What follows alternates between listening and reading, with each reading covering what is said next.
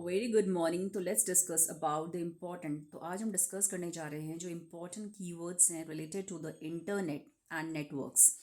तो इंटरनेट और नेटवर्क से कौन कौन से इंपॉर्टेंट कीवर्ड्स हैं, then these keywords are very very important because इन्हीं में से ही क्वेश्चंस बनते हैं पेपर में। And we should aware about all the keywords which is related to the networks and internet, and they are very important for all competitive exams. तो जितने भी हमारे एग्जाम्स होने वाले हैं, EMRS है, KVS है, NVS है, they are all very important keywords regarding the topic internet and network. तो चलिए हम जल्दी से डिस्कस कर लेते हैं एक नए टॉपिक को जो है नेटवर्क और इंटरनेट के ऊपर।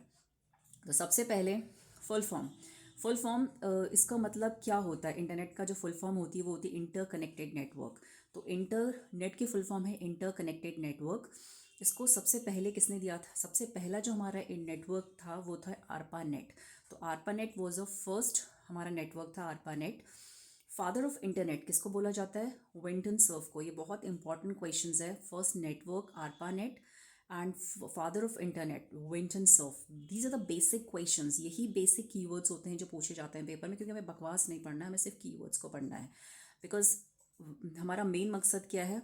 अपने पेपर को क्वालिफाई करना। तो we have to focus on the keywords, that's very important. तो first network is ARPANET and father of internet is Vinton Cerf. Next very important जो हमारा पूछा जाता है इंटरनेट से वो है कि इंटरनेट और इंट्रानेट में क्या डिफरेंट होता है। जो इंटरनेट होता है वो हम ग्लोबली यूज़ कर सकते हैं। उसको क्या होता है? Can be access by anyone. Internet को कोई भी एक्सेस कर सकता है, वो ग्लोबली प्रेजेंट होता है between the different countries in between the different states. लेकिन जो इंट्रानेट होता है पर्सनल होता है, वो एक किसी पर्टिकुलर एक ऑर्गेनाइजेशन का खुद का इंट्रानेट जो होता है पर्सनल लेवल में होता है। जैसे एक ऑर्गेनाइजेशन का एक पर्सनल नेटवर्क जो उसी ऑर्गेनाइजेशन में ही वो नेटवर्क वर्क करेगा, तो होता है intranet. That's called personal organisations. तो intranet is for the personal organisations and internet is the globally. उसको कोई भी एक्सेस कर सकता है, वो कहीं भी प्रेजेंस पब्लिक एक्सेसिबल होता है इंटरनेट। लेकिन जो इंटरनेट होता है उसको सिर्फ वहीं के जो पर्टिकुलर ऑर्गेनाइजेशंस है, पर्टिकुलर कंपनी है, वही उस पर्टिकुलर एरिया में उसका यूज़ कर सकती है। बाहर का कोई पर्सन उसका इंटरनेट में उसको एक्सेस नहीं कर सकता। तो this is a basic difference between the internet and intranet. Web browser क्या होता है? फर्स्ट सबसे पहले तो इसमें जो कीवर्ड्स हैं कि जो इंपॉर्टेंट क्वेश्चंस इसमें पूछे जाते हैं वो ये है कि वेब ब्राउज़र सबसे पहला जो वेब ब्राउज़र था वो था हमारा नेक्सस, जिसको WWW पहले कहा जाता था, वर्ल्ड वाइड वेब। और इसको किसने 1990 में इसको बनाया गया था? टिम बर्नर्ड्स के द्वारा। बहुत इंपॉर्टेंट क्वेश्चन है। सबसे पहला वेब ब्राउज़र WWW, जिसको रीनेम्ड किया गया था नेक्सस। बाद में इसका नाम नेक्सस रख दिया गया था। कौन सी ईयर में? 1990 में। और किसने बनाया था? टिम बर्नर्ड से। That's very very important basic questions. And the examples, web browser के एग्जांपल्स बहुत बार पूछे जाते हैं कि बताइए। आपको ऑप्शन दे देगा एग्जामिनर कि mozzarella, Firefox, Google, Microsoft Edge, Chrome, safari, ये क्या है?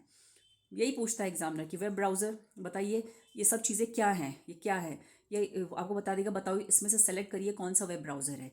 तो Mozilla, Firefox, Google, Microsoft Edge, Chrome, Safari, these are the web browser. ये क्या है? वेब ब्राउज़र्स हैं। These are the web browser. These are the example and they are very very important example for the web browser. Now www, www की full form बहुत बार इसकी full form paper में पूछी गई है। World wide web. World wide web is a full form of www can access the document. ये क्या करता है? हाइपर टेक्स्ट इंटरलिंक्ड लिंक क्या होता है? डॉक्यूमेंट्स जिसमें क्या होती है? लिंक्ड होते हैं, इसमें इंटरलिंक्ड होते हैं। बहुत सारे डॉक्यूमेंट्स भी हो सकते हैं, इमेजेस होती हैं, फाइल होती हैं, मीडिया होता है। तो वी कैन से दैट कि world wide web is a access document for the images, documents, media access. तो जितने भी डॉक्यूमेंट्स में हम एक्सेस कर सकते हैं वो WWW के थ्रू ही कर सकते हैं।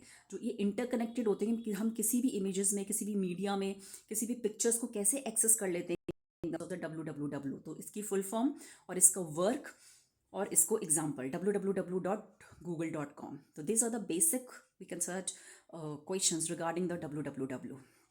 Now search engines, example of search engine. Basically इसमें एग्जाम्पल ही पूछे जाते हैं कि बताइए कि इसमें कौन कौन से सर्च इंजन हैं। तो आपको क्या है, कई बार एग्जामिनर कंफ्यूज करने के लिए वेब ब्राउजर के एग्जाम्पल डाल देता है। तो इसीलिए आपको you should know the keywords about कि what are the search engine, what are the web browsers etcetera. तो वो सर्च इंजन के एग्जाम्पल है Google, Yahoo, Bing, ask.com, Baidu, Yandex, DuckDuckGo. So these all are the search engine. So example of search engines are Google, Yahoo, Bing, Ask.com, Yandex, DuckDuck. Now URL, URL की full form, बहुत बार URL की full form computer के paper में पूछी गई है। URL की full form होती है uniform resource locator. The full form is very very important, uniform resource locator.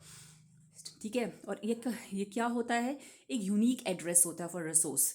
Internet में जाने के लिए या इमेजेस को, फाइल को हम जब देखते हैं तो उसका एक यूनिक एड्रेस होता है। हर एक फाइल का, हमने इमेज का एक यूनिक एड्रेस होता है, तो उस एड्रेस को हम यूआरएल बोलते हैं, यूनिफॉर्म रिसोर्स। इसी में एग्जामिनर आपको क्या कंफ्यूज करता है, कई बार यूनिफॉर्म की जगह कुछ और वर्ड लिख देता है, यूज से ही रिलेटेड कुछ, और इसीलिए आपको you should no uniform resource locator एक एड्रेस होता है। हर एक किसी इमेजेस का, फाइल का इंटरनेट में अपना एक एड्रेस होता है, यूनिक एड्रेस होता है, जिसको हम यूआरएल कहते हैं। तो एग्जांपल जैसे HTTP, फिर www.bluehost.com। अब इसमें से एग्जामिनर क्या पूछता है, ये भी बहुत इंपॉर्टेंट, बहुत बार पूछा गया पेपर में, कि बताइए HTTP इसमें क्या है, तो एक प्रोटोकॉल है। www इसमें क्या है, वो एक सब डोमेन है। ब्लू होस्ट इसमें क्या है, वो .com क्या है, डोमेन वैल्यू है।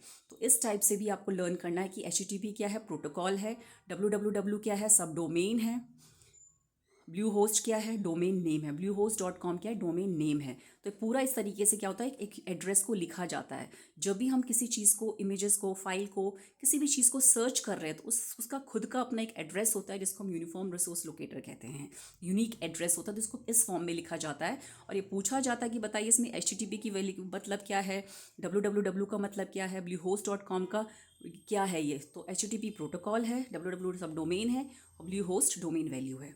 नाउ HTML की फुल फॉर्म भी बहुत बार पेपर में पूछी जाती है, hyper text markup language. Hyper text markup language is the full form of HTML। अब इसका क्या होता है काम, इसका वर्क होता है, ये टैग्स और एलिमेंट्स का यूज़ करता है। ये किसका यूज़ करता है, टैग्स और एलिमेंट्स का यूज़ करता है फॉर द रिप्रेजेंट। हमें किसी भी एड्रेस को, किसी भी टेक्स्ट को, इमेजेस के लिए ये क्या टैग्स का यूज़ करता है। जैसे मैंने यहाँ पे एग्जाम्पल भी लिखे हैं साइड में, तो दिस आर द एग्जाम्पल्स। तो we can say that HTML क्या होता है, एक basically they use the tags and elements. ये एलिमेंट्स हमारी इमेजेस को, फाइल को, डॉक्यूमेंट्स को प्रेजेंट करने के लिए टैग्स का यूज़ करता है, तो उसको बोलते हैं HTML, hyper text markup language. Full form is very very important. Now let's discuss the important networks. What are different types of networks? PAN, LAN, WAN, MAN.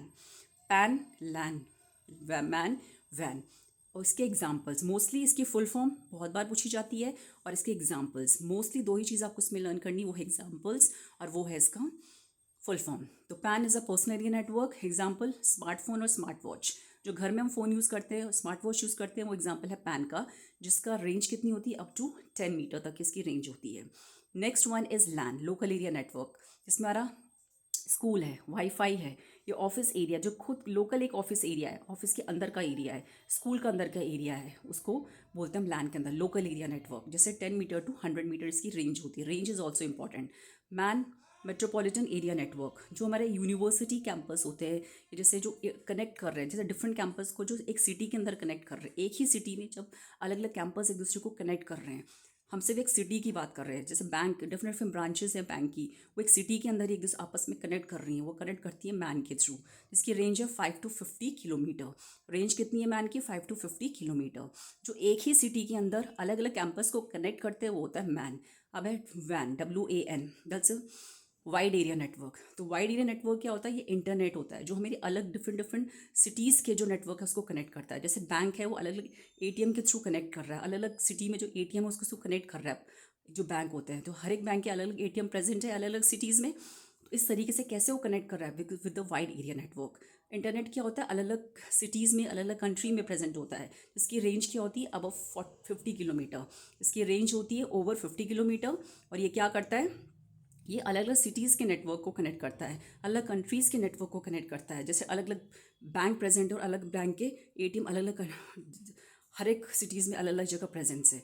तो बिग एग्जांपल्स ऑफ वैन। और man क्या होता है, एक ही city में जब अलग अलग बैंक के ब्रांचेस कनेक्ट कर रही हैं, या किसी ऑफिस की ब्रांचेस को कनेक्ट कर रही है, वो होती है man. The range is very very important. Now the ascending order of network.